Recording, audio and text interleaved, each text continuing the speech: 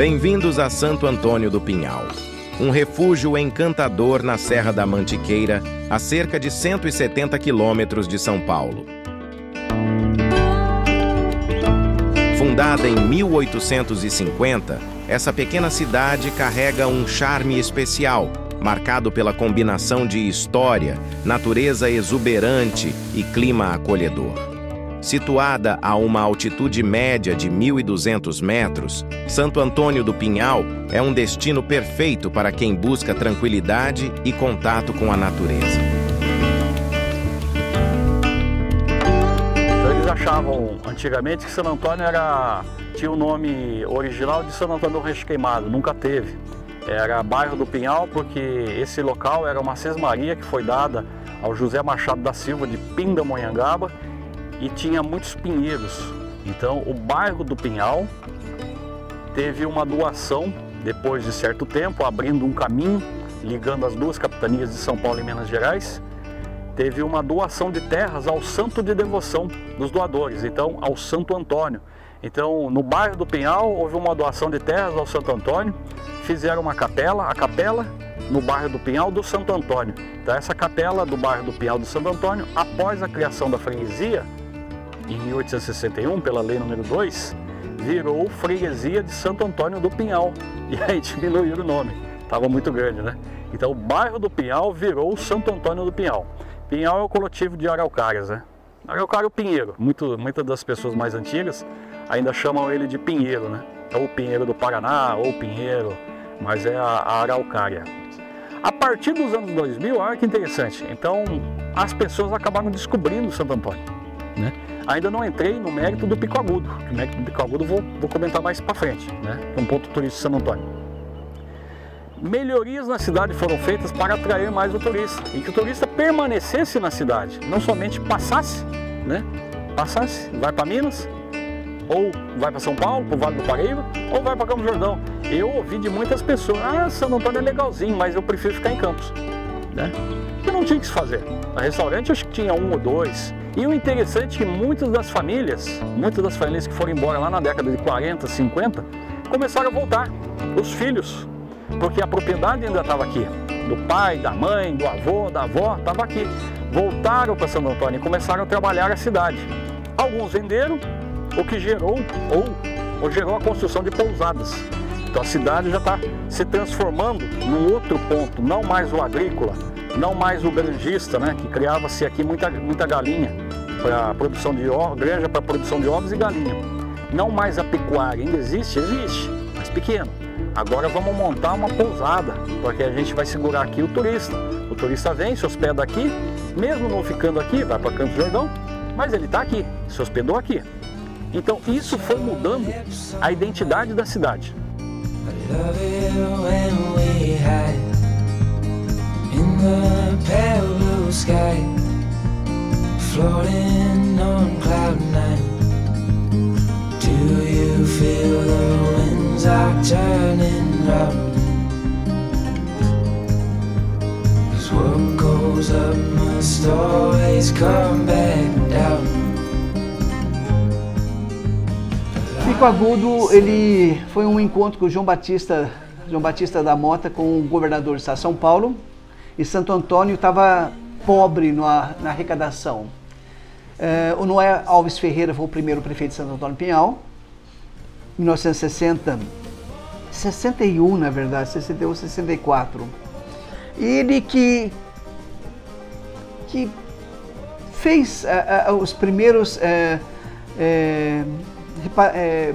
investimentos na infraestrutura de Santo Antônio. O Noé Alves Ferreira, ele faliu a família dele no pagamento da emancipação política de Santo Antônio do Pinhal. Nós tínhamos pouquíssimos funcionários públicos de Santo Antônio do Pinhal com a primeira gestão do Noé Alves Ferreira. Com a segunda gestão, o Noé Alves Ferreira apoiou o João Batista da Mota. O segundo prefeito, ele pegou Santo Antônio também com poucos recursos. E num encontro com o governador na época, esse governador deu a dica para ele para que ele fizesse um ponto turístico municipal e transformasse Santo Antônio é uma estância climática. E o Pico Agudo, que pertencia à família dos Félix, foi praticamente doado, né? Não é doado, mas é liberado para que pudesse ser esse ponto turístico. João Batista não tinha maquinário, não tinha absolutamente nada, vendeu parte do seu comércio, vendeu parte de suas propriedades para comprar alguns maquinários, né? E foi aberta a estrada até o Pico Agudo. Em 1967 foi inaugurado o Pico Agudo. O padre Joãozinho, na época, fez uma primeira missa no Pico Agudo. E então Santo Antônio foi levado à estância climática pela lei de estâncias climáticas, foi levada a uma estância.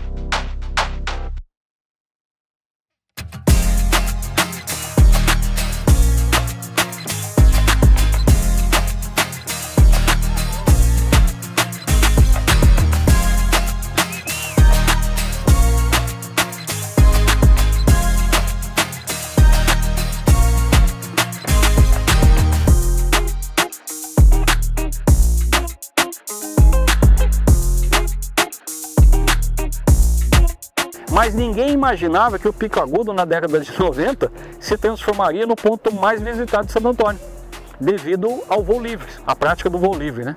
Na época com asa delta e agora com o parapente ou paraglide, né? Então tudo isso valorizou ainda mais a história da cidade. Benfeitorias foram feitas para facilitar o acesso das pessoas a chegarem no Pico Agudo, né? Desde então, o Pico Agudo está sendo o principal ponto turístico de Santo Antônio do Pinhal. É onde agrega dezenas, milhares, centenas de turistas que vêm para Santo Antônio do Pinhal para conhecer o Pico Agudo, ver o nascer do sol, ver o pôr do sol em Santo Antônio do Pinhal. Desde então houve algumas pequenas modificações, o achatamento do cume, para que as pessoas que pulam de paraglide, asa delta, tivemos campeonatos de paraglide. Foi doado a manutenção do Pico Agudo a uma associação do Pico Agudo. Porém, o Pico Agudo ainda e será sempre eternamente o nosso principal ponto turístico de Santo Antônio do Pinhal. No tempo meu de jovem, eu ia para o Pico Agudo, dormia lá em cima, no tempo do cometa Harley, não sei se vocês lembram disso. No tempo do cometa Harley, eram inúmeras pessoas que subiam no Pico Agudo e permaneciam a noite inteira no Pico Agudo. Hoje está proibido a permanência lá, você acampar lá. Mas é um ponto turístico famoso e é o principal, é o 16º melhor pico de visualização do Brasil. Você tem uma visão de 360 graus.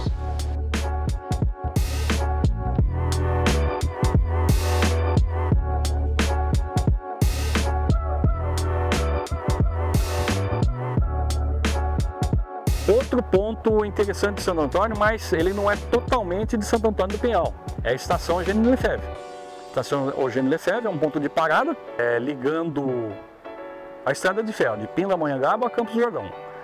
Parte da estação Eugênio Lefebvre pertence a Santo Antônio e parte não pertence. O próprio mirante mesmo, que as pessoas falam que é Santo Antônio, não é. Ele está do lado de Pindamonhangaba, mas as pessoas acabam frequentando, principalmente na época em que tinha o bondinho. 1910, houve o Emílio Ribas e Vitor Goldinho tiveram a ideia de fazer de Campos do Jordão uma cidade sanitária, uma cidade de cura aos males do pulmão. Então foi desenhado a estrada de ferro, porque os doentes subiam pela estrada velha em liteira, né, num eucalipto, num balde de madeira com uma rede, e subia a serra ou no balaio de cavalo, né? Então foi desenhada essa estrada de ferro. O Emílio Ribas era um engenheiro também, médico sanitarista. Ele com a ideia de transformar Campos do Jordão numa cidade de curas do mal do pulmão. Essa estrada de ferro foi feita, O trenzinho saía de Pindamonhangaba, vinha a carvão até Campo Jordão. Em 1913, 14, foi feito o desenho da estrada de ferro da estação do Eugênio Lefebvre, onde foi feita uma casa de força, e a casa de força unia Pindamonhangaba a Campo Jordão. E lá foi feita a estação no modo dos ingleses, né? A estação Eugênio Lefebvre, ela foi durante muitos anos o principal ponto de Santo Antônio do Pinhal, porque para sair de Santo Antônio do Pinhal, você tinha que sair do bondinho. Carro era quase que impossível descer a Serra Velha, uma estrada de barro, que acontecia acidente direto, né? Eu tenho o exemplo do meu pai. Meu pai desceu de caminhão lá e o caminhão tombou e um ferro entrou na garganta dele e saiu do outro lado. Então era uma estrada perigosíssima. E o bondinho era a saída mais fácil. Então tinha o seu Marco Tiriva, que levava, inicialmente era o Dito Pimenta, que levava de charrete a população de Santo Antônio até a estação do bondinho, para que a população pegasse o bondinho para Pindamonhangaba e se deslocasse para Campo Jordão. E logo em seguida o seu Marco Tiriva, o Marco, esqueci o nome dele. O seu Marco, ele com a Kombi dele, uma Kombi, ele levava a população de Santo Antônio até a estação do bondinho, embarcava, esperava o bondinho e embarcava para Santo Antônio do Pinhal. Hoje não existe mais o bondinho, não está funcionando, né? Mas as pessoas adoravam, né? E a estação Eugênio Lefebvre construída em 1916, né, como um ponto de chegada e saída de pessoas com destino ao sul de Minas. Então, os mineiros que queriam transportar suas mercadorias vinham até a estação Eugênio Lefebvre, com porco, com peru, com mercadoria. Ali eles pegavam a gôndola e levavam até Pinda. Então, a viagem de uma semana levava 3, 4 horas, né? Ou o próprio passageiro, ele quer para Aparecida do Norte. Chega ali, deixa o cavalo encostado ali, né? Pega o bondinho, vai até Pinda, no bondinho ele pegava o trem até Aparecida, ou ia para o Rio, ou ia para São Paulo, ou ia para qualquer lugar.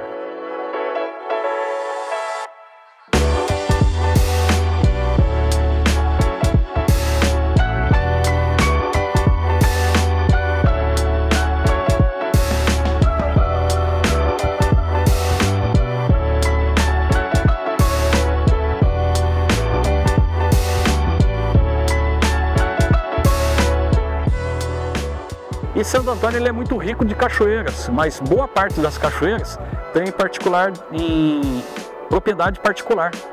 E que eu conheço tem 2 abertas, que é a do Lajeado e a do Caçununga, né? Então as pessoas também utilizam, vão lá, pagam uma taxa para entrar, mas tem uma limpeza, tem um local para fazer um churrasco, pode se tomar banho. Isso acabou também trazendo um pouco mais de nostalgia à cidade, né? Pra gente que ia nos rios tomar banho, né? Agora as pessoas vêm de fora para tomar banho na cachoeira, né?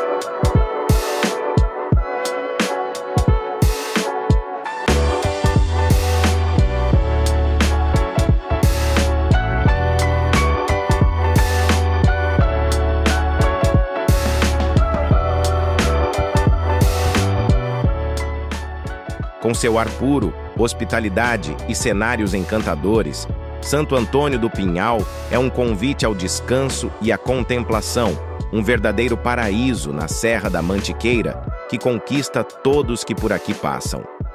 Venha descobrir Santo Antônio do Pinhal, onde a natureza, a cultura e a tranquilidade se encontram.